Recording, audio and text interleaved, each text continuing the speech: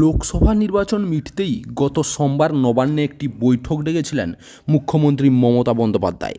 সেই বৈঠকে জমি বেহাত হওয়া, জমি জবরদখল করে থেকে শুরু করে হকার সমস্যা একাধিক ইস্যুতে ক্ষোভ প্রকাশ করেছেন তিনি। এরপর থেকেই অ্যাকশনে নেমে পড়েছে পুলিশ। রাজ্যের নানান প্রান্তে হকার উচ্ছেদ শুরু হয়ে গিয়েছে। এবার এই জল গড়াল কলকাতা হাইকোর্টে। গত সোমবার নবান্নে ডাকা বৈঠকে মুখ্যমন্ত্রীর ভৎসনার মুখে পড়েছিলেন আমলা পুলিশরা। এরপর থেকেই রাজ্যের নানান প্রান্তে হকার উচ্ছেদ করতে কোমর বেঁধে নেমে পড়ে পুলিশ। তবে অভিযোগ, উচ্ছেদের ক্ষেত্রে আইনি পদ্ধতি মানা হচ্ছে না। এবার তাই এই প্রক্রিয়া আটকাতেই হাইকোর্টে হস্তক্ষেপ চেয়ে দায়ের হলো মামলা।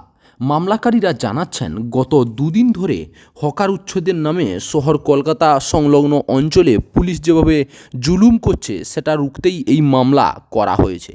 আইনজীবীদের দাবি, দখলদার উচ্ছেদের ক্ষেত্রে আইনি পদ্ধতি অনুসরণ করা হচ্ছে না, এতে নাগরিক অধিকার লঙ্ঘিত হচ্ছে।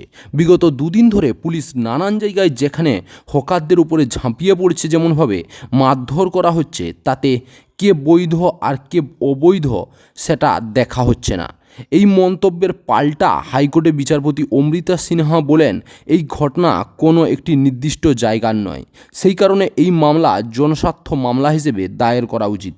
জাস্টিস সিনহা বলেন, যদি মামলা করতে হয় তাহলে প্রধান বিচারপতির ডিভিশন বেঞ্চে আবেদন করুন। উল্লেখ্য, লোকসভা ভোট মিটতেই কোমর বেঁধে অ্যাকশনে নেমে পড়েছেন মুখ্যমন্ত্রী।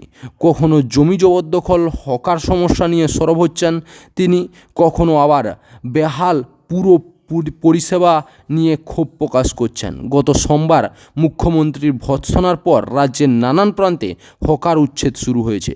বৃহস্পতিবার পুনরায় এই নিয়ে বৈঠকে ডেকেছেন মমতা। চাকরির খবর থেকে শুরু করে, নিয়োগের খবর থেকে শুরু করে, ঝড় ঝঞ্ঝা, দেশ বিদেশ, রাজ্য, জেলা এবং আপনার শহরের খবর একটা চ্যানেল আমাদের newsbangla.com-এ সবার আগে আপনারা পেয়ে যাবেন। তাই চ্যানেলটাকে অতি অবশ্যই সাবস্ক্রাইব করে পাশ থেকে বেল আইকনটা ক্লিক করে অল নোটিফিকেশন অন করে রাখুন। জয় হিন্দ, জয় ভারত।